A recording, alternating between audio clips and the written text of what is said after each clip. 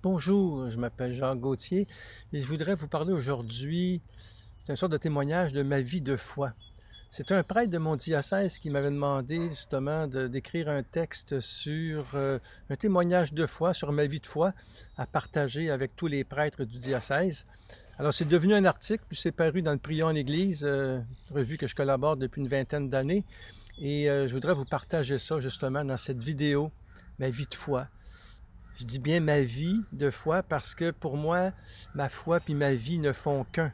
Hein, elles se nourrissent mutuellement. Je vois très mal ma foi qui n'est pas enracinée dans ma vie. Hein. Et bien sûr, je parle ici de la foi chrétienne qui est un trésor vraiment enraciné dans le terreau de mon existence. Hein. C'est vraiment une aventure qui a commencé par les apôtres et que je poursuis aujourd'hui à ma manière au cœur des réalités terrestres. Les apôtres, déjà à l'Ascension, le Seigneur leur a demandé d'aller justement porter la nouvelle à toutes les nations. Et moi, je trouve que c'est ça, c'est une vocation qui continue aujourd'hui et qui, on le voit à la Pentecôte, ils ont reçu cette force de témoigner. Alors, chacun de nous, nous sommes appelés justement à rendre compte de notre espérance. Alors c'est pour ça que c'est très important de prendre conscience que ce trésor que nous avons de la foi, c'est un don. Eh bien, ça vient des apôtres d'abord. Hein, et de génération en génération, ça s'est transmis jusqu'à nous. Hein. Alors je ne peux, moi, que rendre grâce au Père pour cette richesse de la foi qui donne vraiment un sens à ma vie et à ma mort aussi. Ça colore toute l'existence. Je dirais, ça fonde mon espérance dans le Christ et ça me rend joyeux. Parce que, vous savez, il y a vraiment une joie de croire. Alors c'est ça. Il n'y a pas de recette vraiment pour vivre la foi, ce n'est que d'aimer, de se donner à la manière de Jésus en prenant le chemin des béatitudes. Ce que je vais vous dire, c'est quand même assez synthétisé, c'est peut-être assez général, mais j'ai voulu en quelques mots justement exprimer ma vie de foi. Et pour moi, ça se résume à aimer, à me donner. Mais comme Jésus nous le demande, il n'y a pas de plus grand amour que de donner sa vie pour ceux qu'on aime. Et le chemin des béatitudes, heureux les pauvres de cœur, les doux, les artisans de paix, les miséricordieux, les assoiffés de justice. Alors moi, je crois beaucoup vraiment en l'amour miséricordieux de Dieu qui se manifeste dans le visage du Christ. Le Christ qui dit « Qui m'a vu, a vu le Père ». Et cet amour-là se manifeste en moi et se manifeste dans les autres aussi. Et c'est pour ça que, en réalité, ma foi en la résurrection, c'est central. Hein? Croire que le Christ est ressuscité, pour moi, c'est au cœur de ma vie, de ma foi. Et je dirais, c'est une liberté pour moi, de mon esprit. Ma foi en la résurrection, je dirais, c'est librement que j'y crois. Mais pour moi, ça ouvre mon intelligence. Je dirais même c'est une chance pour mon intelligence de croire, parce que je peux aller beaucoup plus profondément dans ce mystère de vie, ce mystère d'amour qu'est Dieu. Et justement, cette foi-là, ce mystère, mais moi, j'essaie de l'exprimer dans mes livres, mes retraites que je donne un peu partout aussi, dans mes recueils de poèmes, dans mon blog ou ici, dans ma chaîne YouTube, là, comme je le fais en ce moment avec vous. Et pour moi, ça se résume, ma foi, vraiment, et j'espère que c'est comme ça pour vous aussi. Pour moi, l'essentiel de ma foi, c'est vraiment, écoutez, je suis aimé de Dieu. C'est ça que ça résume. Dieu est amour et je suis aimé de Dieu. C'est un don qui passe ça, par mes sens, par toute ma vie. Mes 5 sens que le Seigneur m'a donné. La fidélité, moi, ce que j'appelle les 5 P. Hein? La parole, la prière, le pardon, le pain, la présence. Alors j'écoute la parole de Dieu qui guide mes pas et qui me donne justement tout ce qu'il faut pour continuer à vivre dans cette vie qui est la mienne et qui m'aide aussi à traverser les différentes épreuves. Donc j'écoute la parole. Puis aussi je m'exerce à voir Dieu par une prière de silence qui me transforme. Ce que j'appelle l'oraison, la prière contemplative, la prière intérieure, que je vis chaque matin. Cette chaîne YouTube, j'ai mis toute une retraite de 8 entretiens, justement, qu'on peut vivre sur l'oraison, qui est centrale, ça, pour moi, pour vivre cette intimité avec le Christ. Je touche aussi le Seigneur par le pardon qui me guérit. Vous voyez, j'écoute la parole, je le vois par la prière, je le touche par le pardon, je le goûte par son pain qui est descendu du ciel et qui me nourrit, qui devient d'autant plus important quand on est privé, par exemple, de manger son pain, comme dans une pandémie, par exemple, comme nous avons vécu. Et ce pain-là, eh bien, est au cœur de ma vie aussi. C'est un don que le Seigneur nous fait de sa présence. Et c'est le 5e P pour moi, c'est justement sentir obscurément sa présence, qui est au-dedans, hein, qui est comme si je voyais l'invisible.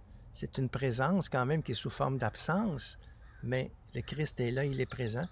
Il nous l'a dit d'ailleurs après l'ascension, quand il quitte les apôtres, « Et moi je serai avec vous tous les jours jusqu'à la fin des temps. » Alors le Christ se transfuse en moi quand je demeure en son amour pour rendre le monde plus humain et la terre plus habitable. C'est comme une transfusion et c'est pas seulement pour moi.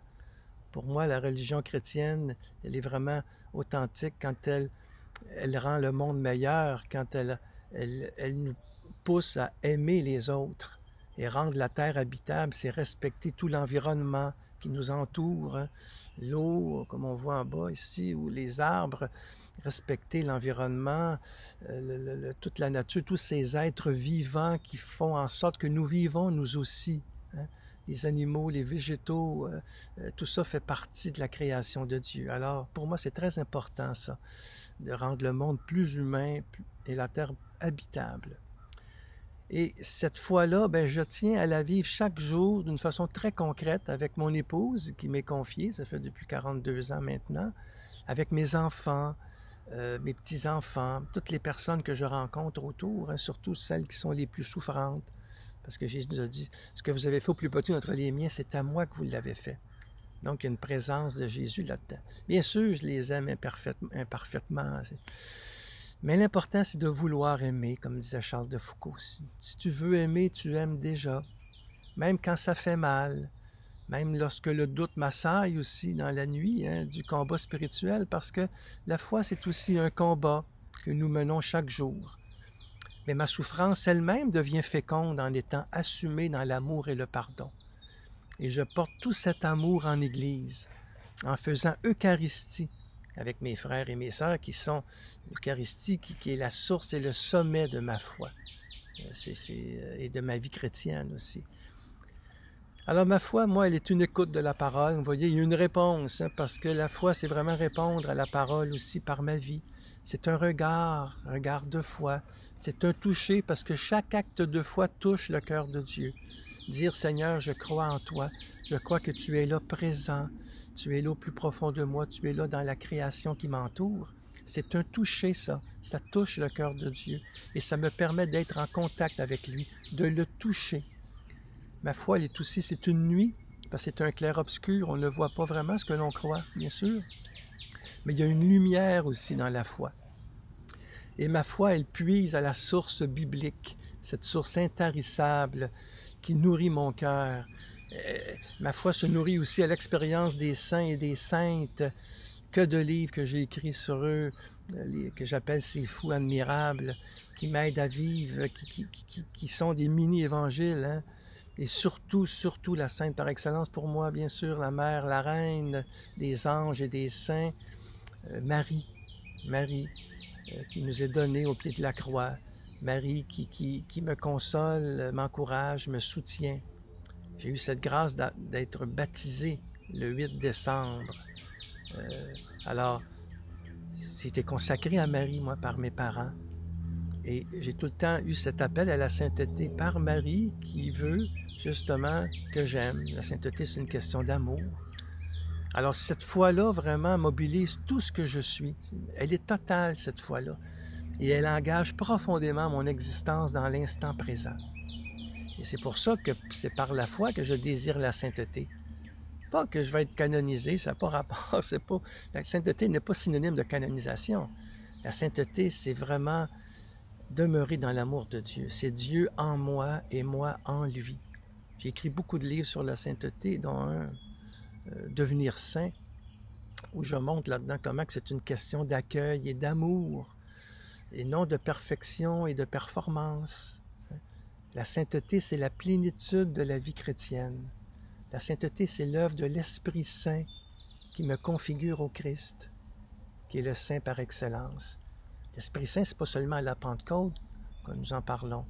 L'Esprit Saint, il est constamment au cœur de nos vies. Et justement, sur cette chaîne YouTube aussi, j'ai fait une vidéo sur comment se laisser conduire par l'Esprit Saint pour que notre vie soit sous sa motion, sous son emprise, qui nous configure au Christ, qui est le Saint par excellence. Le Christ, beaucoup cette parole de Saint Paul aux Galates 2, 20. « Je vis, mais ce n'est plus moi, c'est le Christ qui vit en moi.